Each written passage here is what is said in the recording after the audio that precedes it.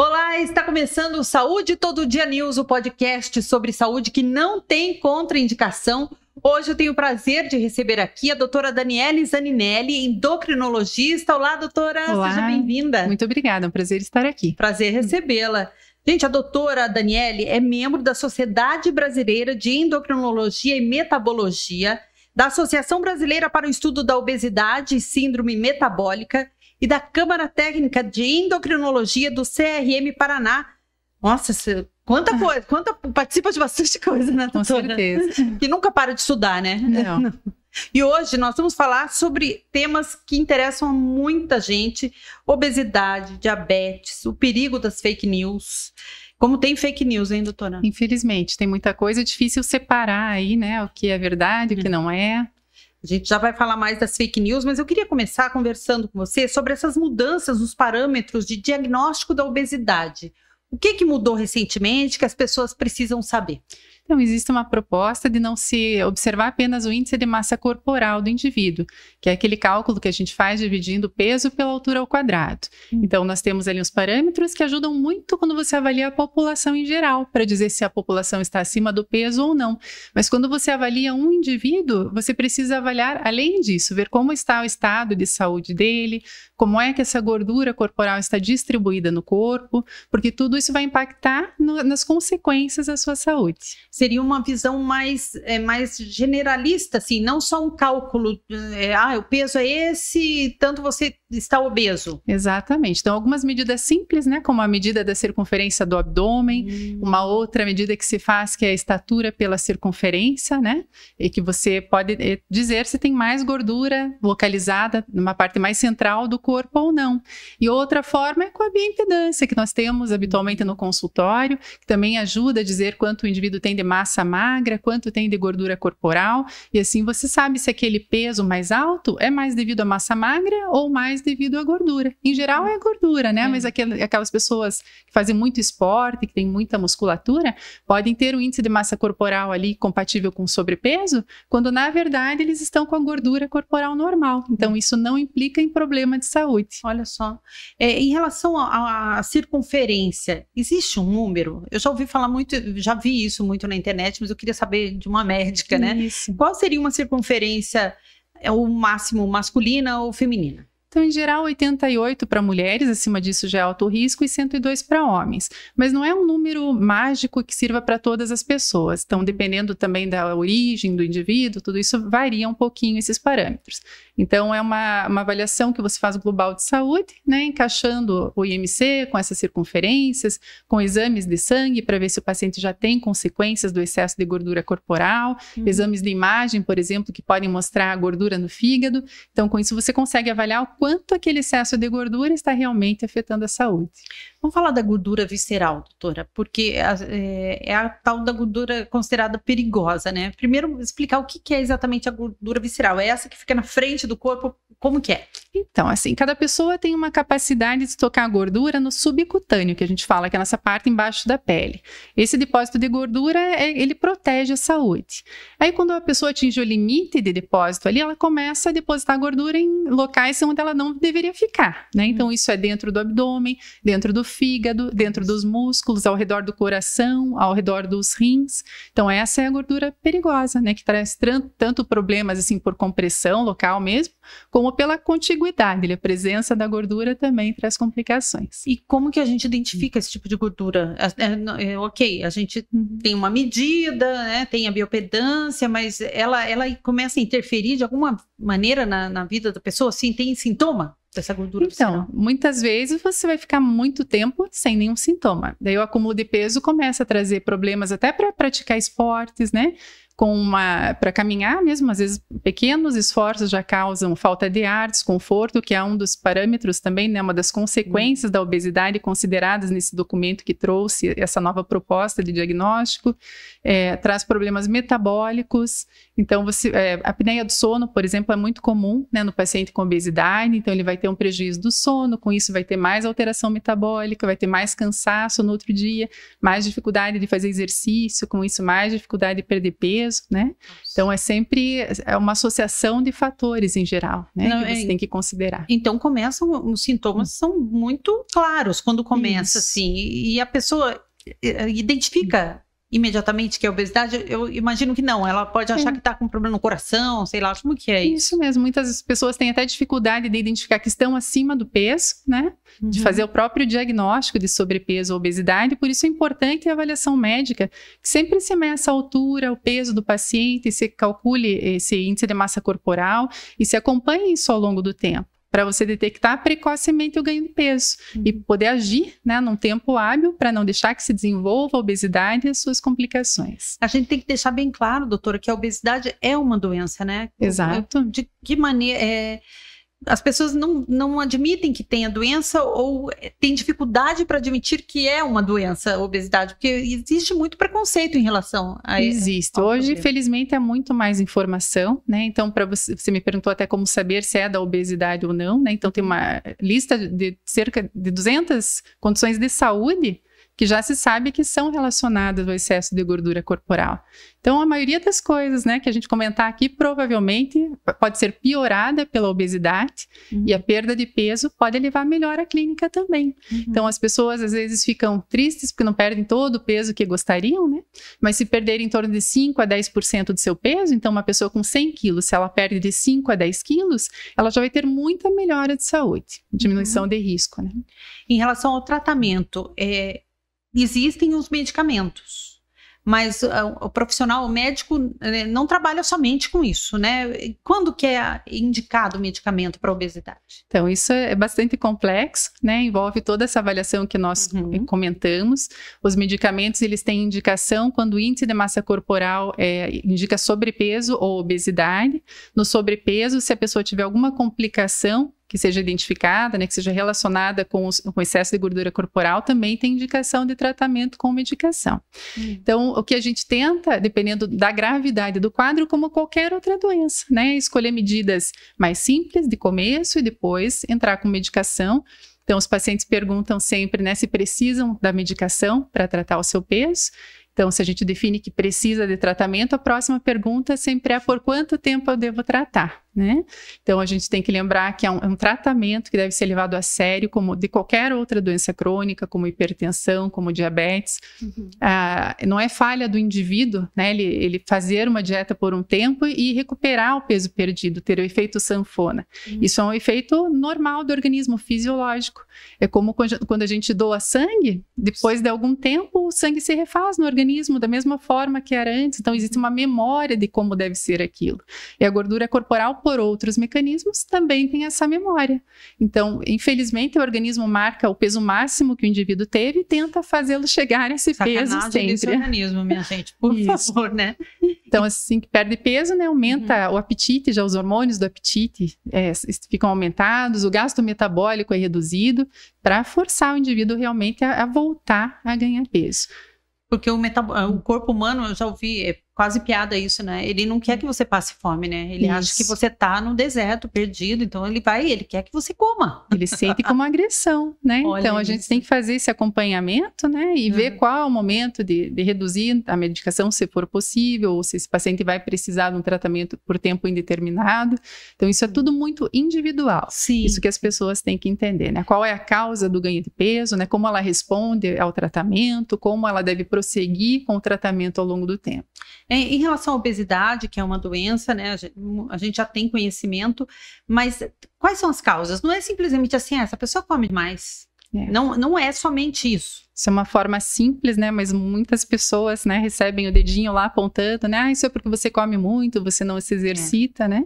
Mas isso depende muito de como cada organismo trabalha com as energias que recebe, como ele acumula essa energia, como ele gasta essa energia, e tem vários fatores influenciando essa questão. Então, uma das questões é a genética, outra é o meio ambiente, né? Outras são os hábitos alimentares, o sedentarismo, o estresse, né, urbano, né? Então, toda essa dificuldade mesmo de movimento ao longo do dia, né? As pessoas estão cada vez mais paradas.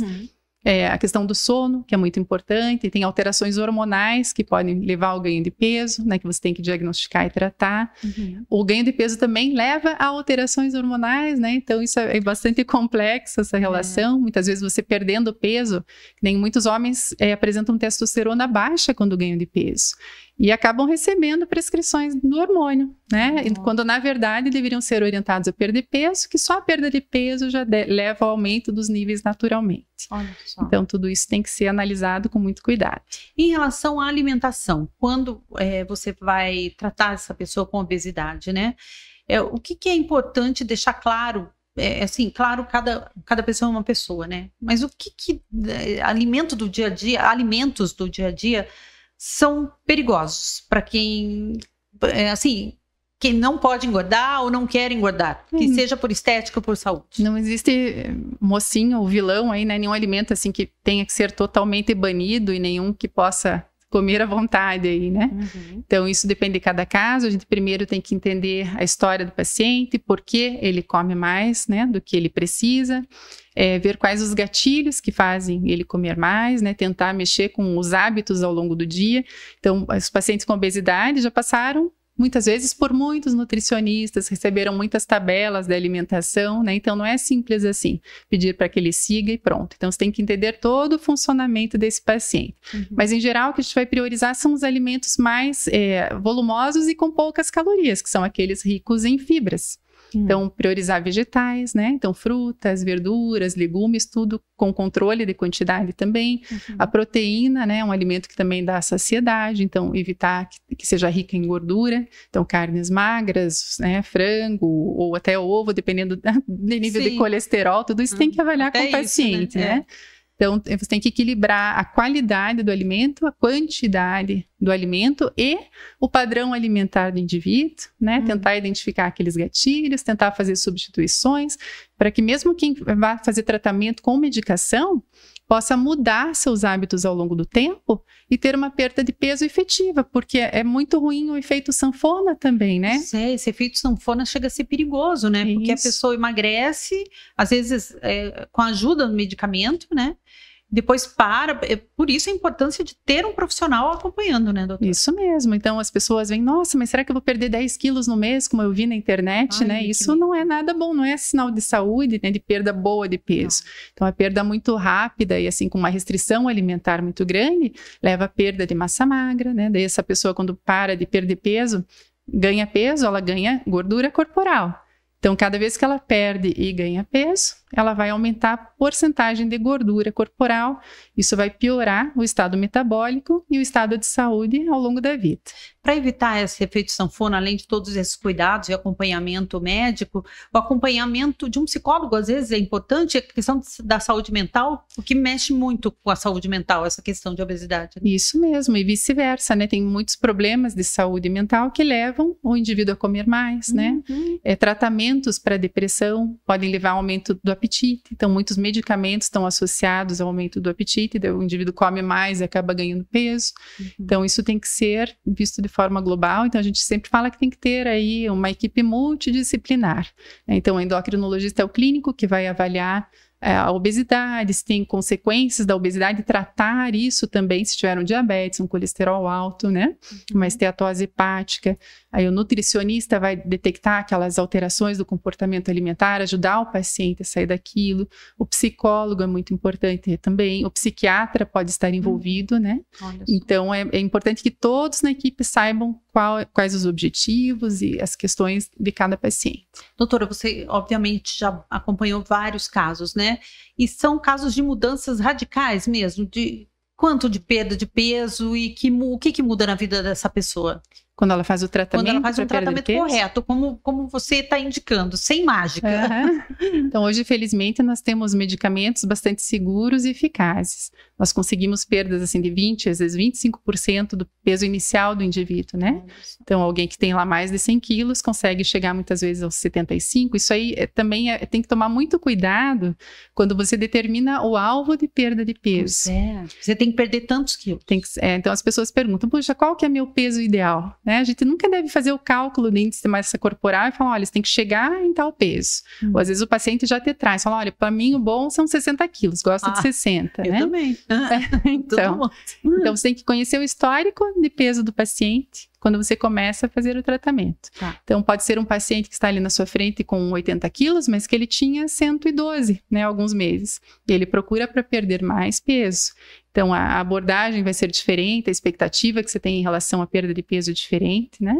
E então, isso tudo tem que ser avaliado com muito cuidado. Mas os resultados surpreendem. São quando excelentes. É seguido, são então, o paciente que se envolve no tratamento, né? Então, as questões que estão associadas com melhor resposta são o acompanhamento médico regular, né? Então, o paciente que sempre vai fazer o acompanhamento, ele costuma perder mais peso e manter isso a longo prazo. Então, a manutenção do tratamento medicamentoso, né, sempre que for indicado, e a automonitorização. Então, o paciente subir na balança, para aqueles que conseguem, muitos têm ansiedade e não conseguem fazer esse processo, né? Mas subir na balança uma vez por semana, principalmente quando vai tirar a medicação, se for o caso, ou reduzir a dose de medicação, tem que estar muito de olho, porque se houver ganho de peso, de alguns quilos, a gente determina com o paciente qual é o sinal de alerta e quando ele deve retornar para o tratamento, se for o caso, né? E o exercício físico, fundamental. Então, vamos começar agora a parte da atividade física, doutora. Eu pessoalmente, eu comecei mais recentemente, firme, por exemplo, na musculação. Estou vendo resultados, assim, maravilhosos. E eu era aquela pessoa que, eu odeio musculação. Não odiava, na verdade, eu não sabia mexer nos equipamentos mesmo. Então, você fica com vergonha, sei lá, fica, né, de não saber se portar até na academia. Porque a academia tem um ambiente que as pessoas preferem falar, eu odeio academia, né? O que é uma bobagem, que a gente tem que... É um local de saúde. Em atividade física, o que é melhor? Existe algo melhor? É a musculação? É o cardio? O que você indica? Se fosse para escolher, o ideal seria alternar musculação e aeróbico, né? Mas isso nem sempre é possível. O paciente com obesidade muitas vezes não gosta de exercício, até porque se sente mal no ambiente da academia, porque não consegue fazer o exercício, porque ele tem dores articulares, ele tem falta de ar, né? Então não é frescura, entre aspas, né? Ele realmente não consegue fazer aquele exercício. Então, à medida que ele começa a perder peso, ele sente mais à vontade para a prática da atividade física, seja programada ou não. Então, qualquer movimento ao longo do dia é bem-vindo, né? Mas eu preciso ir na academia, fazer musculação, fazer esteira. Nem sempre, né? No começo do tratamento, qualquer movimento a mais, ficar mais tempo em pé, contar passos ajuda muito, né? Então, para você perceber o quanto essa pessoa se movimenta ao longo do dia. Qualquer subida de escada, né? Ir na farmácia a pé, ao mercado a pé, tudo que puder fazer se movimentando já vale a pena. Já vai fazer diferença. Em relação aos passos, tem muita gente que fala, não, tem que ser 10 mil passos, 5 mil passos. Você tem uma indicação, assim, algum estudo que você identifique? Então, sempre mais passos hoje do que fazia ontem, né? Então, assim, abaixo de 4 mil passos é muito baixo. Tem estudos mostrando que 4 mil já tem um efeito benéfico na saúde cardiovascular de longo prazo. Né? 6 mil é o que a Organização Mundial de Saúde recomenda diariamente. E acima de 10 mil é considerado daí realmente uma pessoa ativa, excelente, né? Se conseguir chegar nesse nível, aí é muito bom. E é uma questão até de... É uma questão de hábito, né? Quando você começa a se sentir bem, eu imagino, a pessoa começa a achar o exercício físico, não que ele seja bom, né? Porque a gente sofre na academia, mas... os resultados são realmente, né? A pessoa se sente melhor fisicamente. E a gente sempre observa que você não deve esperar na balança o resultado do exercício físico. Então, muitas vezes o exercício ele faz uma troca da composição corporal. Então, você aumenta a massa muscular e diminui gordura corporal. E isso traz inúmeros benefícios. Além disso, tem muito efeito metabólico, né? De proteção, realmente todo o sistema cardiovascular. Quem tem gordura no fígado, o exercício por si só ajuda a reduzir esse nível de gordura no fígado. Quem tem diabetes, por exemplo, né, tem que fazer exercício regularmente. O exercício ativa um sistema de captação da glicose do sangue, diminui a glicemia. Então, são efeitos metabólicos protetores do organismo que são importantíssimos. Então, não está só associado ao resultado da balança. Então, a gente vê muitas vezes o paciente, puxa, né, fui lá, fiz um mês de exercício, me cansei demais, subi na balança e não tive resultado. Então, a gente tem que reforçar que valeu a pena, né, que a saúde dele está melhor agora fazendo exercício. Não ficar escravo também dessa questão de ficar se pesando, né, doutora? Que eu percebo amigas assim, até minha filha, eu não emagreci, não, mas... Não é porque fez o spinning que você desceu, vai se pesar e emagreceu. Isso não é tão importante, né? O importante é essa questão da saúde mesmo. Exatamente. A gente consegue ver muitas vezes esse resultado não na balança, mas na bioimpedância, por exemplo. Ele te dá de forma mais detalhada, né, a quantidade de gordura que você perdeu em qual região do corpo, quanto ganhou de musculatura. Muitas vezes isso anima o paciente também a continuar fazendo exercício. Você falou da importância do exercício físico para quem tem diabetes. Eu queria conversar um pouco sobre diabetes com você. Quais são as causas? Quem tem predisposição? O que é? Me conte sobre a diabetes. Então, diabetes tem um fundo genético importante, né? E todo mundo que tem acima de 35 anos aí deveria fazer seu testezinho para saber se tem diabetes ou não. Um exame simples de sangue, né? Pode ser feito e já pode dar o diagnóstico. Então, quando você está acima do peso, aumenta muito o risco, principalmente essa gordura visceral que nós comentamos, né? Então, pacientes com histórico familiar, então que tem os pais ou irmãos com diabetes, né? Quem tem hipertensão, já teve algum problema cardíaco, também deve ficar mais atento. Sedentários, né? Mulheres que tiveram filhos que nasceram com mais de 4 quilos, mulheres que tiveram diabetes na gestação, então muitas vezes elas tratam diabetes na gestação e esquecem daquilo. Quando o recomendado é algum tempinho depois da gestação voltar ao consultório, depois do parto, né, para repetir o exame, fazer o exame anualmente, porque ela tem um risco aumentado de ter diabetes tipo 2 ao longo da vida. Então, esses seriam algumas pessoas, né, que ficam suscetíveis a diabetes. Isso. E quando fala de tratamento, quais são os tratamentos para diabetes? Então, hoje nós temos muitas opções também, né, que melhoraram muito, facilitaram o controle, melhoraram a qualidade de vida dos pacientes, né, a facilidade de aplicar aí as novas medicações. Então, você tem medicamentos que ajudam. Bom, o que é o diabetes primeiro, né? É quando falta insulina, produção de insulina pelo corpo, ou quando essa insulina não consegue agir de forma adequada, ou uma associação desses dois defeitos. Então, o diabetes tipo 1 é aquele onde falta insulina, né? Geralmente nos mais jovens, pessoas de peso mais baixo, que também não é só nesses casos. E o diabetes tipo 2 está mais associado ao ganho de peso, aquela gordura visceral. Então, dependendo do tipo de diabetes, o tratamento vai ser diferente. O tipo 1 é só com insulina, né? E o tipo 2 pode precisar de insulina ao longo da vida, mas geralmente começa com medicamentos via oral. Então, são medicamentos que ajudam na produção da insulina, que vai diminuir os níveis de glicose no sangue. Tem medicamentos que melhoram o efeito da insulina no organismo, né? E agem também em outros hormônios que controlam o metabolismo da glicose. Então, muitas vezes você tem que associar diversos medicamentos para um paciente para ele ter um efeito completo. Além da questão de medicamento, tem alimentação. O que a gente sabe, assim, todo mundo sabe, é que o diabético não pode consumir açúcar. Né? Em relação a isso, os alimentos diet light, eu queria que você explicasse o que é o alimento diet e o que é o light. Então, são alimentos que têm a redução de algum dos componentes. Então, isso tem que ser sempre verificado na informação nutricional do alimento, né? Para ver se ele é reduzido em açúcar. Geralmente, esses alimentos que têm menos açúcar, eles têm mais adição de gordura. Então, as pessoas comem tranquilamente, não, vou comer esse chocolate porque a diet não tem açúcar, mas ele tem mais gordura. Ele só não tem açúcar. Então, talvez não suba tanto a glicemia, né, mas pode influenciar no peso. Então, tudo depende de equilíbrio, né, de controle. E não é que ele não possa comer nada com açúcar, mas tem que moderar. É uma dieta que deveria ser e deveria fazer isso. Eu já ouvi de diabético que tem uma saúde muito melhor depois que descobriu que tem diabetes. Você acaba cuidando mais, né? Sim, né? Com certeza. Mas sofre mais, né? Porque tem que cuidar o dia todo, né? Então, sim, a glicemia é influenciada diretamente pela alimentação. Então, é difícil, né? Você toda hora que vai comer, sentir que aquilo pode aumentar a tua glicemia e saber lidar com isso, né? Então, até por isso tem maiores índices de depressão, de ansiedade em pacientes que têm diabetes. Então, a gente tem que cuidar de tudo isso. Você falou do diet. O light seria a redução também de algum componente. Que pode daí ser o açúcar ou a gordura, o sal. Você está falando dessa questão da saúde mental para o diabético. Eu imagino para a criança é bem complicado, né? Porque muda a rotina de toda a família. A família inteira sofre junto, né? Então, o risco de hipoglicemia, a criança geralmente é o diabetes tipo 1, aquele por falta de insulina. Então, se você aplica um pouco mais de insulina, pode baixar muito o nível, a criança pode entrar até em coma, né? Nossa. E se faltar insulina, também pode entrar em coma. Então, são situações que podem se tornar muito graves. Sim. Então, exige muita atenção da família. Hoje, dispomos de sistemas aí que facilitam também a vida para quem tem acesso, né?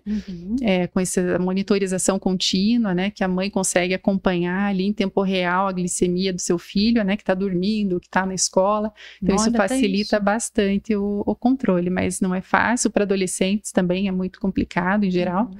Em relação à prevenção do diabetes, doutora, como faz para prevenir? Eu imagino que você vai falar o mesmo que em relação à obesidade, né? Exatamente. Mas é importante que fale. Isso mesmo. Então, a gente tem que tentar manter um peso saudável, né? O que é o peso saudável? Isso pode variar um pouquinho de pessoa para pessoa, né? Mas se perceber o aumento de peso do que era o teu normal ao longo da vida, já procure ajuda, veja o que pode ser feito para evitar a progressão do ganho de peso. E o exercício físico, né? Como a gente falou, atividade física talvez, que pode não ser nem programada. Essa coisa de fazer um número de passos maior ao dia, né, de se programar para ficar em movimento. O músculo em movimento protege a saúde do organismo. Então, são as principais medidas. E controlar o peso, alimentação equilibrada, com mais fibras, né, mais alimentos in natura, menos pacotinhos, que são ricos aí em açúcar, em gordura, em sal, promovem a hiperalimentação, né, você acaba comendo porções maiores do que precisa, podem ter até uma influência metabólica aí, né, direta. Dormir bem, né, então procurar ter um sono de boa qualidade, então observar se você dorme a noite inteira, mas acorda cansado, talvez tenha algum distúrbio do sono, uma apneia do sono, isso tem que ser melhorado também para que no outro dia você esteja em condições de se cuidar, né, de fazer teu exercício, de cuidar da alimentação, controlar nível de estresse, né, também é muito importante. Difícil, então são coisas difíceis, né? E é um conjunto de cuidados, tem que se ter, né, saúde emocional, tudo isso que vai ter o resultado, evitar a bebida alcoólica, porque também está associado muitas vezes até à dificuldade de controle do peso, né? Em relação ao sono, existe o que os médicos, né, vocês falam da higiene do sono. O que seria essa higiene? Então, é procurar ver quantas horas de sono cada pessoa precisa, né? Você se sente bem dormindo quantas horas? Tem pessoas que com 6 horas se sentem bem, outras precisam de 8. Em média, nessa variação aí de 6 a 8 horas, né? Com um bom sono, vai tudo bem. Se não está conseguindo dormir, tem que ver os motivos. Será que tem uma ansiedade por trás, né? Tem pessoas que têm diabetes controlado, levantam várias vezes aí para ir ao banheiro durante a noite, vocês nem imaginam por que aquele indivíduo não está dormindo. Então, tem que investigar, né? E aí a apneia de sono, novamente, tem que ser investigada. Mas para quem não tem nenhum problema, né, secundário, levando à alteração do sono, acho que o principal hoje é controlar as telas aí de noite, né? Fique longe do celular. Isso. Parar de comer um pouco mais cedo, né? Umas 2 horas, pelo menos, antes de deitar. Ter uma atividade mais lenta. Tem gente que faz exercício à noite e relaxa, outros ficam muito ativos, né? Ver como funciona para cada pessoa. E desligar a televisão, tela. Se possível, 1 hora, 2 horas antes de dormir. Né? Sossega para dormir. E eu queria falar com você, Daniele, sobre as fake news. Porque tudo isso que você falou, diabetes, obesidade, exercício físico, meu Deus, as redes sociais estão repletas de especialistas que não são médicos. Normalmente, às vezes são influenciadores digitais que sabem tudo, não sabem nada, mas ao olhar de um adolescente, de uma criança, né, poxa, que está precisando, ou de um adulto que quer perder peso, quer acreditar naquilo, né? Isso mesmo. Qual que é o perigo? Para vocês médicos tá mais complicado hoje, não tá? Com certeza, e a palavra tem muita força, né? Se aquilo bate ali na pessoa, às vezes ela muda toda a condição de vida dela baseada numa informação falsa, né? Sim.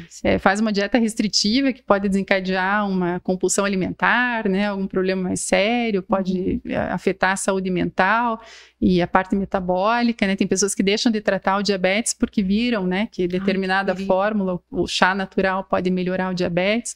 Então, isso a gente vê, infelizmente, todos os dias.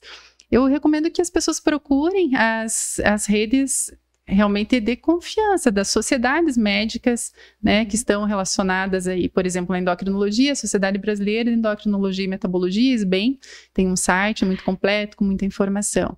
Da ABESO, né, que é para questão de sobrepeso, obesidade, que a gente está conversando aqui também, né? É um local muito importante ali, que tem um acesso à informação de verdade. Da Sociedade Brasileira de Diabetes, tem muita coisa sobre diabetes, né? O paciente com diabetes, ele tem que aprender a lidar com a doença, tem que conhecer a doença cada vez mais. Então, sempre vai ter algo a mais para ele saber, por mais que ele esteja cansado, né, de falar de dieta, de ouvir de tratamento, isso. Então, esses sites, eles são muito ricos em informações verdadeiras, né? E são sites, estão aí, todo mundo pode Muito acessar e ter essas informações. Isso mesmo. Você me lembrou agora uma conhecida minha que falou que fez uma limpeza de fígado, que daí ela tomava, eu não sei nem o que ela falava que tomava, né? E a minha filha comentou, nossa, que legal isso. Eu falei, sim, é um negócio tão horrível que ela tá tomando que ela não sente mais vontade de viver, isso mesmo, de comer nada.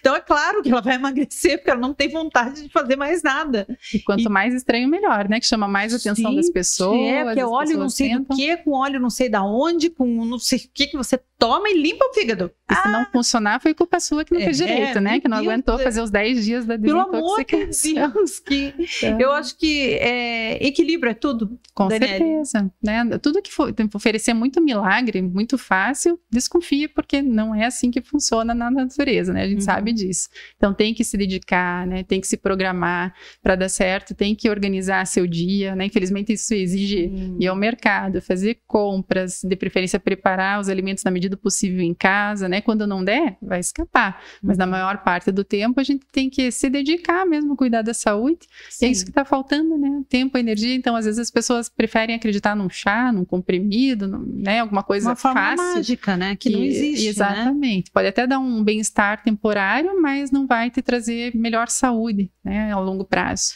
Outra desculpa das pessoas também é falar assim, não vou fazer dieta nenhuma que é muito caro. É caro? Não, é o mesmo, é o que a gente conversou, a alimentação comum do brasileiro é excelente, né? Um prato de arroz, feijão, carne, uma salada, né? Verdura, legumes, não precisa nada muito diferente disso para ficar saudável. Não precisa inventar. Não tá barato, né? Mas infelizmente. Começar a falar ainda bem que não precisa de café, senão nesse momento então, também. Infelizmente não é, né? Tão simples assim, mas é o ideal, né? Tá certo. Daniele, muito obrigada pelas suas informações, né? Pelo seu conhecimento. Tenho certeza que vai ajudar muita gente. Eu que agradeço, foi um prazer. Este foi o Saúde Todo Dia News, o podcast sem contraindicação, e a gente volta em breve com mais uma entrevista para você. Tchau!